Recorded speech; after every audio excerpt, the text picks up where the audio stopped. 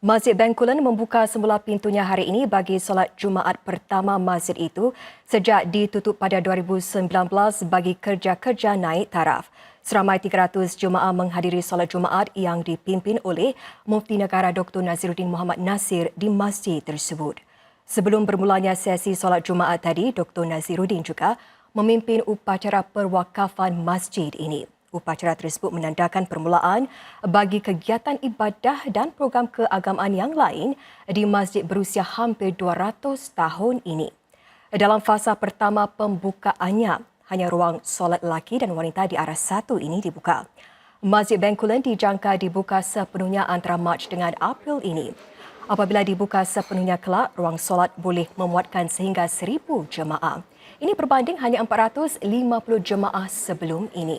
Masjid ini juga bakal mempunyai 6 bilik darjah dan setinggi 5 tingkat. Selain meluaskan lagi ruang masjid, kerja-kerja naik taraf bernilai sekitar $4 juta ini juga bertujuan memudahkan akses bagi jemaah warga emas dan berkeperluan khas. Sementara itu, sekitar 1,000 jemaah hadir bagi menaikkan solat Jumaat terakhir di tapak sementara Masjid Khalid di Onan Road petang tadi. Bermula minggu depan, para jemaah akan berpindah kembali ke bangunan baru masjid di tapak asalnya di Juchat Road. Ruang solat lebih luas serta lebih banyak bilik darjah bagi kelas-kelas agama. Inilah antara kemudahan yang boleh para jemaah nikmati di bangunan baru Masjid Khalid di tapak asalnya di Juchat Road. Menurut kaki tangan masjid, kerja-kerja naik taraf bagi Masjid Khalid sudah pun sekitar 90% siap. Antara yang masih perlu diusahakan termasuklah mengecat semula kubah masjid serta pemasangan barangan elektronik di dalam masjid. Namun apa yang sudah siap adalah bangunan 4 tingkat ini yang antara lain menempatkan bilik-bilik darjah serta auditorium dan juga ruang solat bagi tambahan sekitar 700 hingga 800 jemaah. Bangunan baru ini nanti boleh menampung lebih 1,700 jemaah dalam satu-satu masa. Bangunan baru ini akan dibuka kepada orang awam bermula waktu zuhur pada 11 Januari ini selepas 2 tahun menjalani kerja-kerja naik taraf. Ini bermakna para jemaah yang mahu menunaikan solat subuh di Masjid Khalid masih lagi perlu melakukannya di tapak sementara di Onan Road yang terletak kira-kira 50 meter dari tapak asal. Dan pada hari ini, Masjid Khalid mengadakan solat Jumaatnya yang terakhir di tapak sementara ini dan dihadiri sekitar 1,000 jemaah. Antara jemaah yang ditemui berharap masjid yang dinaik taraf itu nanti akan lebih memudahkan urusan para jemaah bagi beribadah. Kalau boleh tempat sana dia ada selesa sikit dan ada bermacam ada kegiatan agama lah. Jemaah-jemaah ramai. Jadi bila kat gate tu yang mustahak. Bila kat gini, mustahak, paling mustahak semualah. Pasal kita dah lama kat sini tahu lah. Kerena-kerena. Sebagai jemaah, apa yang saya harapkan, mudah-mudahan tempat yang baru ini lebih selesa. Kan? Jadi dapat ramai jemaah-jemaah kita membuat amal jariah sekali. Dengan bangunan masjid yang baru, Jabatan Dakwah Masjid ini juga akan memulakan program-program dakwah baru untuk masyarakat di kawasan Geylang Serai. Dakwah ini bukan cuma mempelajari agama saja, mempelajari macam-macam aspek untuk kesenangan masyarakat. Jadi kita hendak buat satu tempat yang semua masyarakat boleh merujuk kalau mereka ada kesusahan. Tempat masjid ini akan jadi satu tempat yang untuk harmony circle dan kita nak membuat harmoni antara orang-orang di Geylang Serai dan Juchat dengan bangsa-bangsa yang lain. Bagi sesi solat Jumaat yang akan dijalankan di bangunan baru pada minggu depan pula, tempahan slot diperlukan bagi sesi pertama.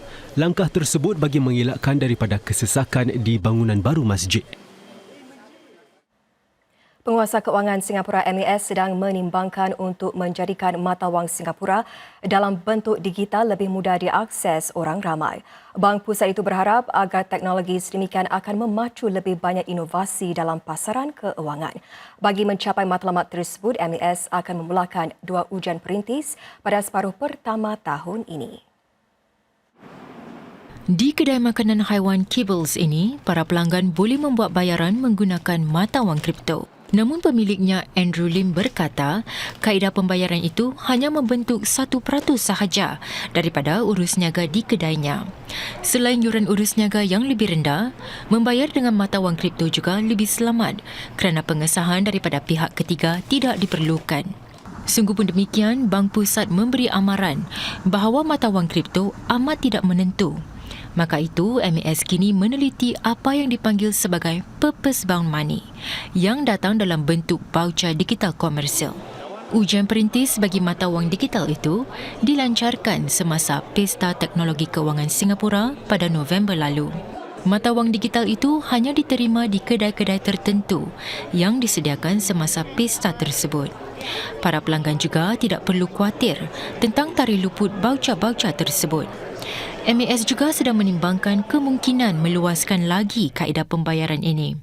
Misalnya, membolehkan kanak-kanak sekolah untuk menggunakan wang digital di kedai buku dan kantin atau membolehkan bank-bank untuk mengeluarkan pinjaman gadai janji apabila sebahagian rumah siap. Namun yang penting adalah untuk memasang kawalan tambahan bagi mencegah penggubahan wang haram. 2 ujian perintis akan diperkenalkan tahun ini. Yang pertama, melibatkan agihan dana oleh agensi-agensi pemerintah seperti Tabung Simpanan Pekerja atau CPF. Dan yang kedua pula adalah menguji bagaimana Credit Skills Future boleh secara langsung disalurkan kepada para penyedia latihan. Menteri Kesihatan Ong Ye Kung akan menyampaikan satu kenyataan menteri mengenai respons Singapura berkaitan keadaan COVID-19 sejagat semasa Parlimen bersidang Isnin depan. Ini selepas beberapa anggota Parlimen mengemukakan soalan mengenai kesan daripada langkah China melonggarkan sekatan-sekatan perjalanan negara itu. Para AP juga ingin tahu rancangan pemerintah untuk mencegah gelombang baru jangkitan. 8 orang AP pula memfailkan soalan mengenai satu skim baru membenarkan beberapa syarikat mendapatkan lebih ramai pekerja asing buat sementara waktu. Beberapa AP juga bertanya mengenai para pemilik flat yang melanggar syarat tempoh penginapan minimum bagi flat bina ikut tempahan BTO. Ini selepas muncul laporan-laporan media mengenai flat BTO yang langsung tidak diduduki tetapi dijual di pasaran terbuka. Kematian seorang anggota bomba muda semasa melawan kebakaran di Henderson Road juga akan disentuh. 4 rang undang-undang akan dibahaskan termasuk rang pindaan perumahan dan pembangunan.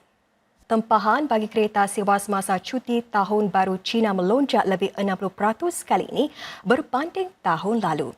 Ini meskipun syarikat-syarikat yang Mediacorp temui menyatakan harga sewa tahun ini sekurang-kurangnya 15% lebih mahal daripada biasa. Syarikat motorway ini melancarkan pakej sewa kereta pada cuti Tahun Baru Cina seawal November tahun lalu. Walaupun harganya kali ini sekitar 30 hingga 40% lebih mahal, 90% kenderaannya sudah pun ditempah. Motorway menyatakan permintaan bagi kereta sewa tahun ini naik sehingga 2 kali ganda berbanding tahun lalu. Ada juga syarikat yang menyatakan ia sudah mendapat pertanyaan pelanggan seawal pertengahan tahun lalu dan kebanyakan tempahan dibuat pada penghujung tahun 2022 disebabkan para pelanggan tidak mahu terkesan dengan kenaikan GST. Platform tempahan online DriveLa pula menyaksikan tempahannya naik lebih 2 kali ganda tahun ini. Malah sekitar 30% daripada pelanggan yang menyewa kereta di platform DriveLa akan melakukan perjalanan ke seberang tambak pada Tahun Baru Cina nanti. Lazimnya, harga untuk menyewa kereta semasa Tahun Baru Cina naik sehingga $20 sehari. Acara River Hong Bao sempena Tahun Baru Cina kembali ke taman di pesisiran selama 9 hari sekali lagi secara hybrid. Turut disertakan pesta makanan jalanan. Antara tarikannya 30 tanglung gergasi termasuk yang berbentuk haiwan. Ada juga permainan serta persembahan musik dan tarian. Sempena Tahun Arnab, 100 arca arnab di samping 2,000 jenis bunga dan tanaman di Flower Dome akan mewarnai acara itu. Ini sebahagian daripada kerjasama antara penganjur River Hong Bao dan taman di pesisiran yang akan diteruskan selama 3 tahun lagi.